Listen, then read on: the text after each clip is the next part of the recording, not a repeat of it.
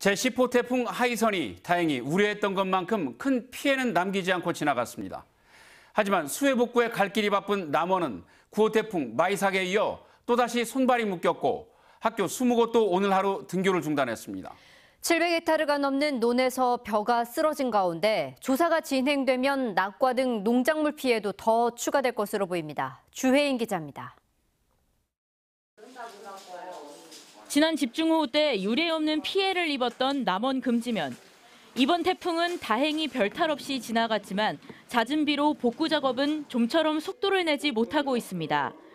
공사가 끝나도 난리통에 건진 살림살이를 정리하고 망친 농사일 복구까지. 태산 같은 할 일에 내리는 비가 야속하기만 합니다. 시방 비가 온 게 또 거의를 못 오마. 집 치우려가 힘들었지. 아주 맥 빠져버렸지. 또 하우스 가서 그놈 치우려고 아주 게 엄청 힘들었어 아주. 또다시 태풍이 온다는 소식을 들었지만 농민들은 이곳 하우스에 비닐 한 장 씌우지 못했습니다.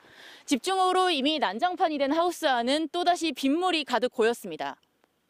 열흘째 흙더미만 쌓아두고 공사는 시작도 못했지만 큰 피해 없이 지나가준 태풍이 그나마 고마울 뿐입니다. 들이는 흙도 무너질까 싶고 그래서 걱정 많이 했는데 다행히 지내와서 참 다행이라고 생각합니다. 1, 2학년이 등교하는 날이지만 교실은 텅 비어 있습니다.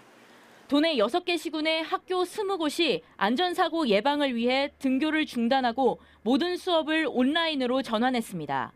바람이 많이 불고 낙하물도 있을 것으로 예상해서 등교하기에는 조금 걱정스러운 면이 있어서 원격 수업으로 전환했습니다. 정자가 힘없이 주저앉았습니다. 정읍 칠보면의 마을 정자가 태풍이 몰고 온 비바람에 무너진 겁니다. 이 밖에도 쓰러진 나무를 치우는 등 15건의 안전조치가 이뤄지기도 했습니다. 그래도 우려했던 대규모 시설물 파손이나 인명피해는 없었습니다. 하지만 김제 등 4개 시군의 논 761헥타르에서는 수확을 앞둔 벼가 쓰러졌습니다. 전라북도는 날이 지나면 과일 떨어짐 등 농작물 피해가 더 늘어날 걸로 보고 있습니다. JTB 뉴스 주혜인입니다.